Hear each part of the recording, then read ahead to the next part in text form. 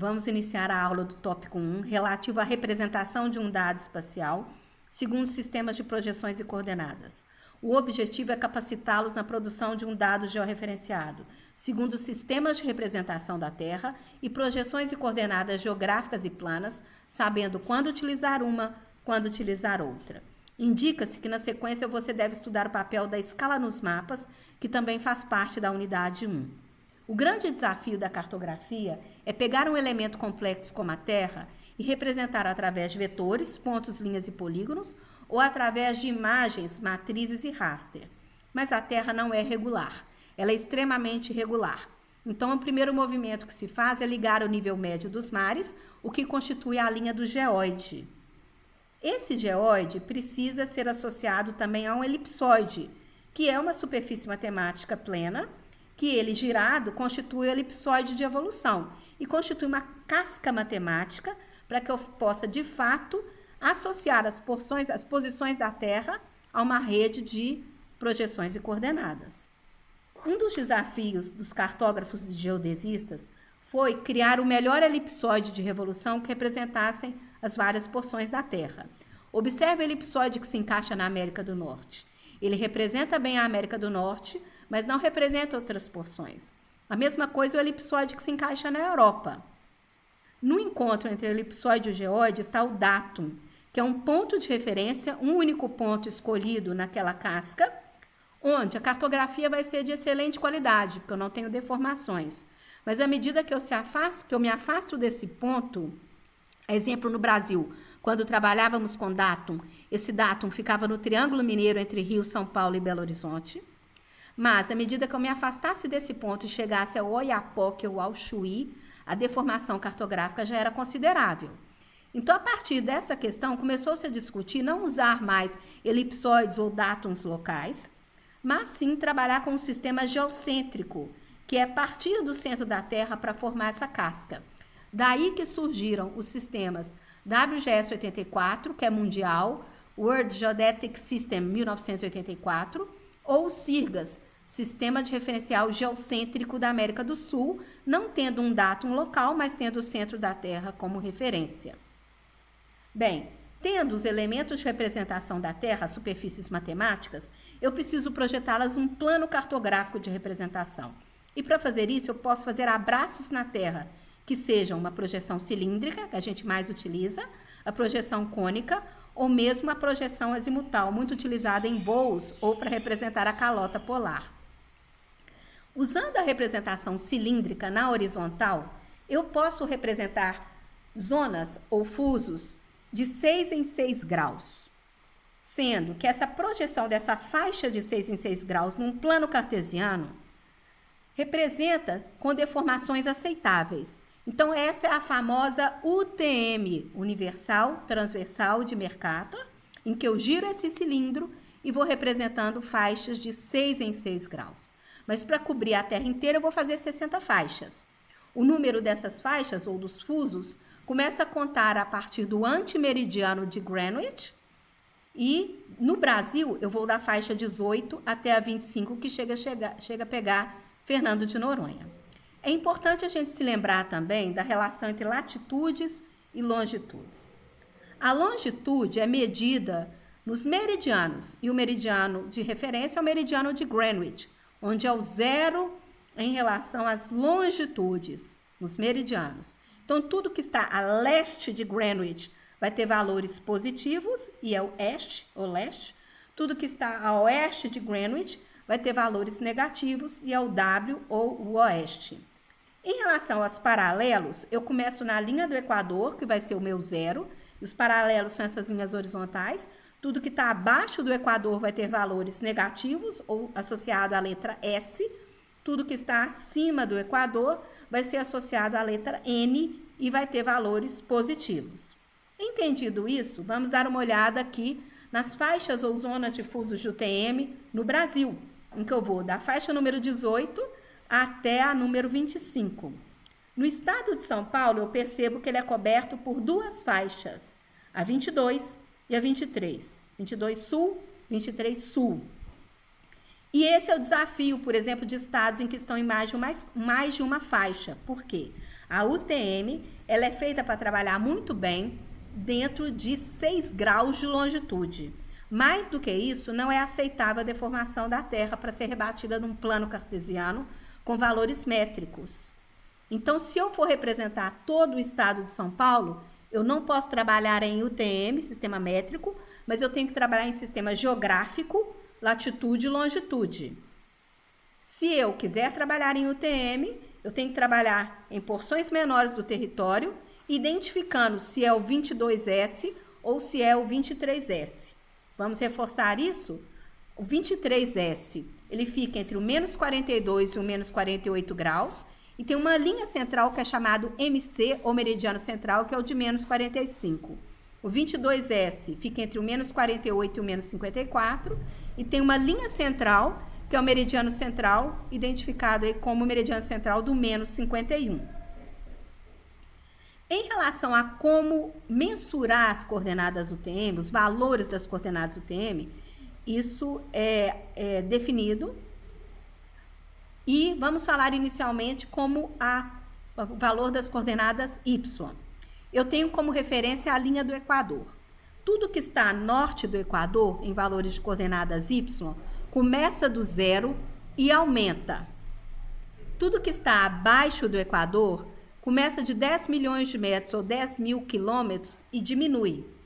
Então, a maioria dos estados brasileiros aqui estarão com valores abaixo do Equador, valores são diminuídos em relação a 10 milhões de metros. Não existe sinal positivo ou negativo.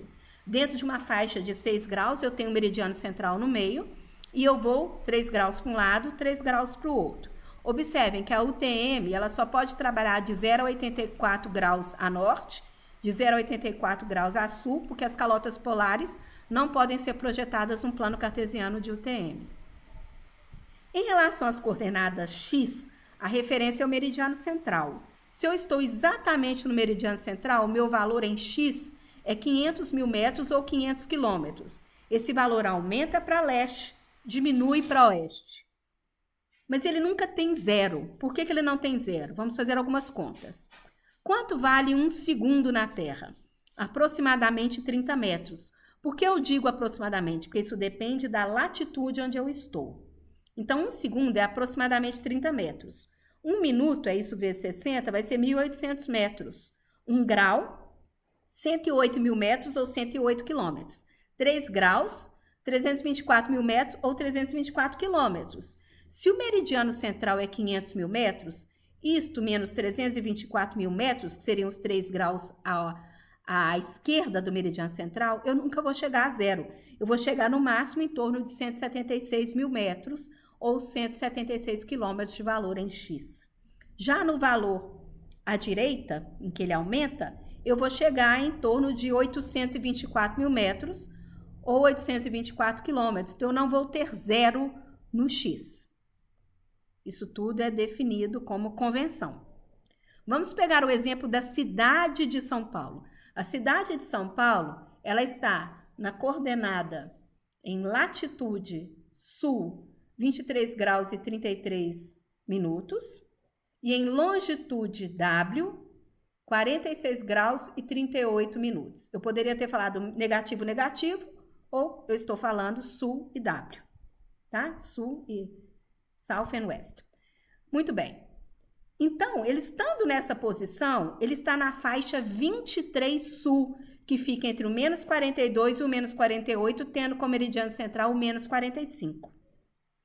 Eu converti essa coordenada geográfica em graus em minutos em coordenada UTM, que é métrica, e obtive os valores 333.286 em X, 7.394.586 metros em Y. Em X, isso significa que ele está a oeste do meridiano central, está à esquerda do meridiano central. E em Y, ele está abaixo do Equador, porque ele começa em 10 milhões de metros no Equador e vai diminuindo.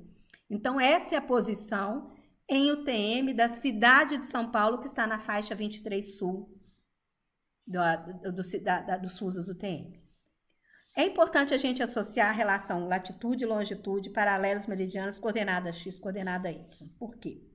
Notem bem, a longitude é composta pelos meridianos, são as linhas verticais, e elas são lidas no eixo x. A latitude é composta pelos paralelos, que são as linhas horizontais, e elas são lidas no eixo y. Então, cuidado, porque às vezes a gente fala latitude e longitude e tem o risco de achar que a latitude é o x e o longitude é o y. Não é. Longitude é x, latitude é y. Vamos estar atentos a isso para a gente não se enganar em situações em que essa informação seja necessária. Bem, então quais são os sistemas de projeções e coordenadas, as representações da Terra mais utilizadas no Brasil? Se eu vou trabalhar com grandes superfícies maiores do que 6 graus, eu tenho que trabalhar com graus, minutos e segundos. Todo o estado de São Paulo, graus, minutos e segundos. Todo o estado de Minas Gerais, graus, minutos e segundos. Mas se eu estou trabalhando em Santa Catarina, eu não preciso, porque todo o estado cabe dentro de uma única faixa de UTM. Então, se eu tenho áreas maiores, eu sou obrigada a trabalhar no sistema geográfico, e aí eu posso usar o Sistema de Referência Brasileiro, que é o SIRGAS, Sistema de Referencial Geocêntrico da América do Sul. Ou, se eu quero trabalhar num sistema global, que é utilizado nas plataformas que nos fornecem imagens de satélite, modelo digital de terreno, que é usada pelo Google, eu vou trabalhar no sistema global chamado WGS 84, World Geodetic System 1984, promulgado também como um sistema geocêntrico. E pode acontecer de eu achar dados em SAD 69.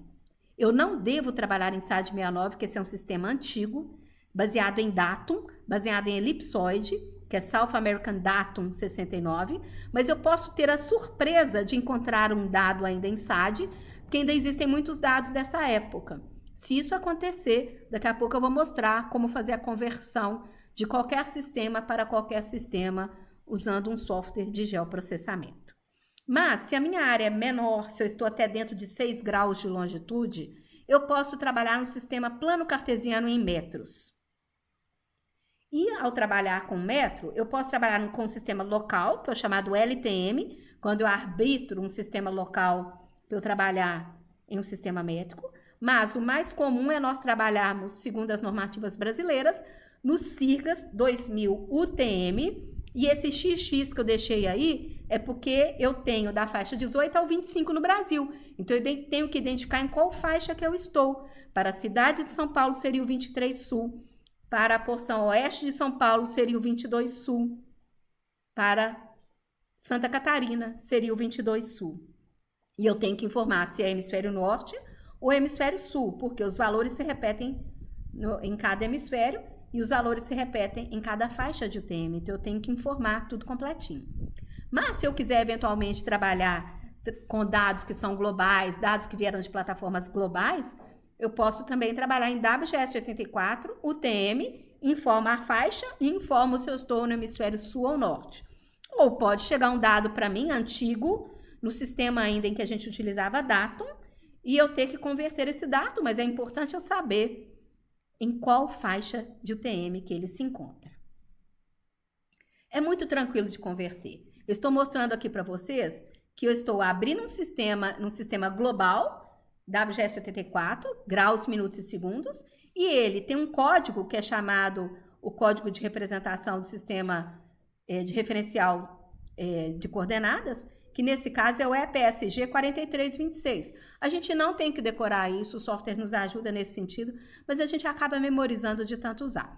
Então, o WGS 84 ele tem uma referência, e observe que ele está mostrando aqui que ele pega o mundo inteiro, porque ele é um sistema global.